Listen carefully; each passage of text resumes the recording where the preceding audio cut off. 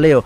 Anaonyesha picha gani, kiwango chake, namna ambavyo unamuona, uwezo wake wa kutumia nafasi, lakini pia swala la namba zake, inawezekana hata akawa top scorer msimu huu Kuna siku tulikuwa tunazungumza hapa tukasema nani ana nafasi kubwa ya kuwa mfungaji bora kwenye ligi kuu soka Tanzania bara.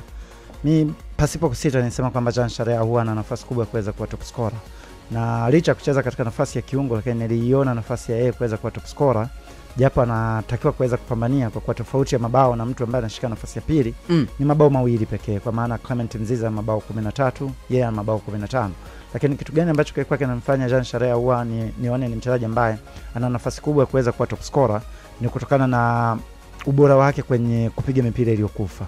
Wakati wapinzani wake wengi ambao anashindana nao kwenye mbio za ufungaji bora sio bora sana kwenye kutumia mipira iliyokufa. Unazungumza Prince Dube, sio free kick taker pale ndani ya klabu ya Yanga.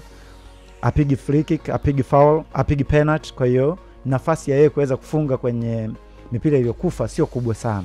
Unamwangalia Clement Mzize, sio mpigaji mzuri sana wa mipira iliyokufa kama ambavyo ipo kwa Prince Dube, lakini kwa upande wa Jean Charles Ahoua ana uwezo wa kufunga kwenye open play kama ambavyo amefunga leo goli la tatu na Zahani ambayo alifunga kwa kichwa. Lakini pia ana uwezo wa kufunga kwenye set play, kwa maana kwamba kwenye mipira ya kutenga tumeshuhudia free kick moja miongoni mwa free kick bora sana kwenye ligi kuu soka Tanzania bara ambayo iliweza kupigwa na Jean Charles Ahoua.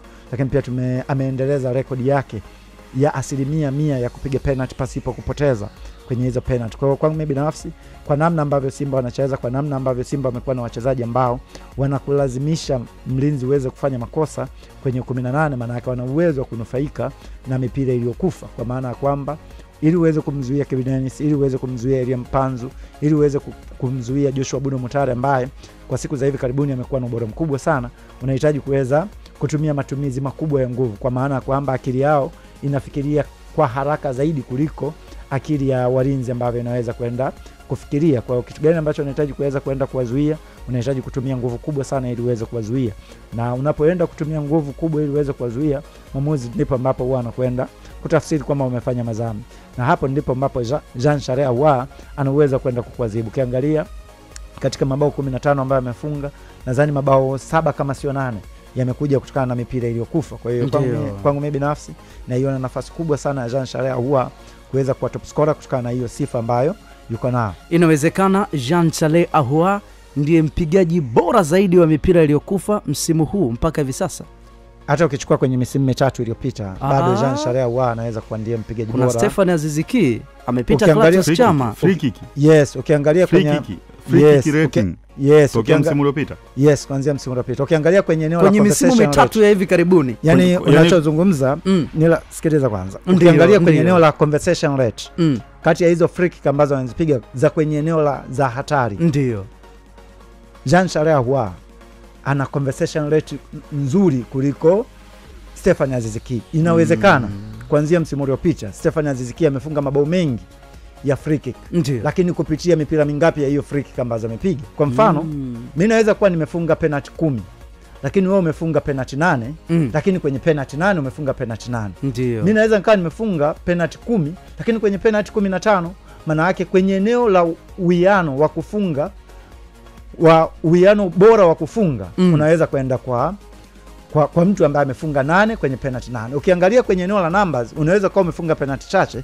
lakini kwenye eneo la wastani na uwiano bado Jean Charles Ahoua kwangu mimi binafsi ni miongoni mwa wachezaji ambao ana ubora mkubwa wa kuweza kupiga hiyo mipira ya free kick. Hata kama afungi, unaiona madhara ya huo mpira sio tu kwenye ligi kuu soka Tanzania bara, hata pia kwenye michuano ya ligi ya mabingwa, kwenye CAF Confederation Cup. Unaona uhatari wa Jean Charles Ahoua kwenye kupiga hiyo mipira iliyokufa. Kwa kwangu mimi binafsi kwenye hii misimu mitatu sijaona mchezaji ambaye ana uwezo mzuri wa kuconvert mipira iliyokufa kama ambavyo Jean Charles Ahoua jinsi alivyo. Ukiangalia hapa katikati wamepita kina Clatous Chama kwenye miaka mitatu. Alikuwepo pia wachezaji kama kina Saidon Tibazonkiza alikuwa anafunga kwenye hiyo mipira, lakini huyu mwanaume Jean Charles Ahoua ni bora kwenye kupiga hiyo mipira iliyokufa. Tunapasiana, tunampa yule anampa yule, yani kampa tena. Ila milioni 200 yapokea mashimo ya mshua wa Cheza Pesa. inakata. Jumatano hii ndio mwisho wa mwezi. Mshua malizi kinyonge anahitimisha na draw shilingi milioni 10 hapa Bongo FM. Ili kila mtu apate kwa buku tu. Namna ya kushiriki, ingia kwenye menyu yako ya malipo. Nenda kalipe pia. Ingiza namba ya kampuni 553111. Kumbukumbu namba 333 au neno Bongo. Kiasi shilingi 1000. Ingiza namba ya siri kuruhusu muamala kutoka. Kumbuka kushiriki mara nyingi zaidi kuna kuongezea nafasi ya ushindi. Hairuhusiwi kushiriki kwa walio na umri chini ya miaka 18. Tafadhali cheza kiasi.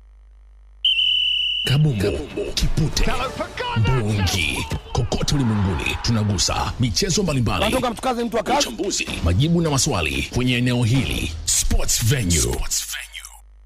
Tunapasiana, tunampa yule anampa yule, yani kampa tena. Bado tupo tunapasiana, tunampa yule alafu yule anagonga kule, lakini kumbuka hii ni kampa tena na tunapasiana vizuri sana. Dakika ni 48, dakika 7 pekee ndizo ambazo zimesalia kabla ya kufika majira ya saa 12 dakika 55 ambako tunakwenda kutoa pesa. Mara hii ni kibunda kweli kutoka pale kwa Mshua. 100,000 imeambatana na shilingi 150,000 ambazo zinakwenda kutoka kwa watu 30 na watano tofauti. Tuko hapa tunaangaza vizuri sana mchezo wa siku ya leo. Nira, unasema nini? Mbona kama kuna kitu kimepungua hivi? Amna, michezo back to back ni moja mchezaji ambaye anatumia energy kubwa sana ili mradi kuifikisha Simba sehemu ambapo anatakiwa kufika. Ujue kutumia energy kubwa kwenye michezo mingi migumu ambayo ya ushindani na kuwa ni kazi ngumu sana. Lazima mchezaji kuna siku ata drop. Kuna nyakati ile Mpanzo anahitaji kufanywa rotation na yeye pia apate nafasi ya kupumzika, lakini kuna muda unafikiria ukimpumzisha ile Mpanzo, nani ambaye anakuja kuingia kwenye eneo lake na akakupa warau nusu ya kile ambacho anakupa ile Mpanzo. Flexibility, ubora wake akiwa na mpira mguuni, jinsi ambavyo ana strike mpira, jinsi ambavyo anawaada waamuzi, hakuna anawaada walinzi wa timu pinzani. Hakuna mlinzi wa timu pinzani anaenjoy kukutana na Elie Mpanzo. Unajua Elie Mpanzo ni moja kati ya mawinga bora kabisa ambao wamekuja katika ligi kwa Tanzania bara. Msimu huu amecheza nusu msimu tu na raundi ya pili, lakini ubora wake sidhani kama kuna mchezaji ambaye anacheza pembeni wide as a winger anaweza akawa anafikia ule ubora wa Elie Mpanzo jinsi ambavyo anakuwa na mpira mguuni. Kuna wachezaji ndio wengi wazuri wakina Jibril Sila, lakini bado hawajafika pale ambapo yupo Elie Mpanzo anapokuwa na mpira. Kwa hiyo hizi ni nyakati ngumu tu ambazo anazipitia kwenye mechi chache kwa baada ya kucheza mechi nyingi back to back, na ni mechi ngumu. Tukumbuke baada ya kutoka kwenye mchezo dhidi ya Stellenbosch ambao walitumia energy kubwa sana siku ile.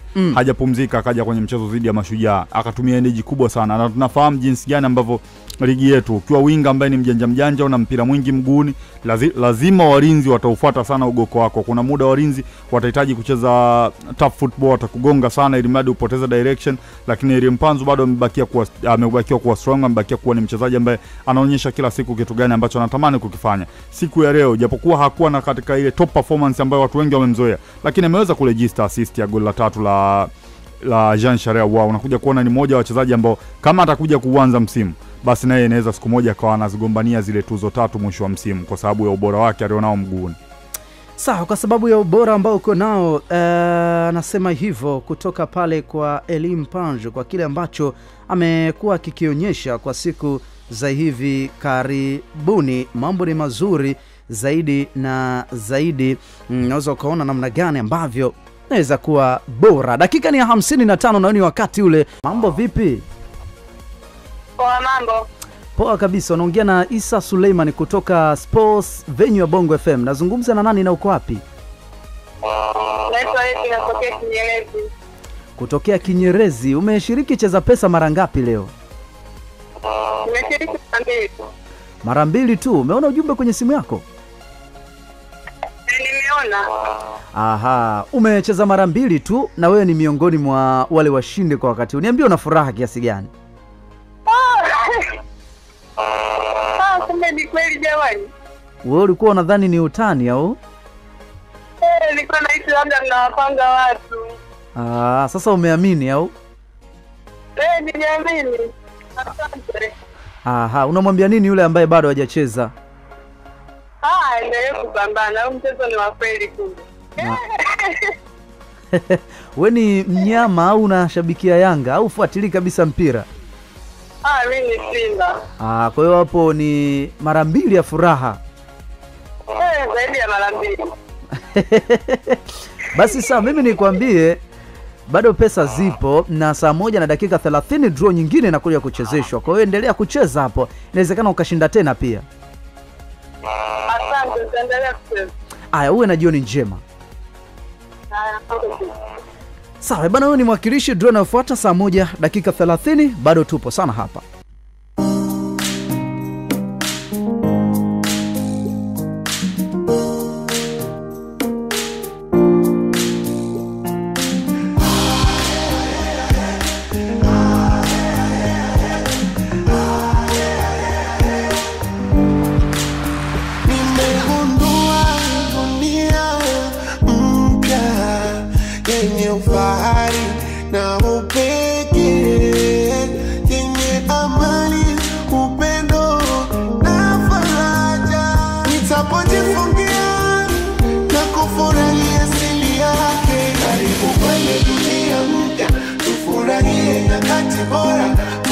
Shangwe na nyingi fursa, tupe tucheze na tuungane. Karibu kwenye dunia mpya, tufurahie nyakati bora. Tupate shangwe na nyingi fursa, tupe tucheze na tuungane. Karibu kwenye dunia mpya, pita ndani ufaidi. 89.7 Bongo FM Muweza, raha zilipokita kambi.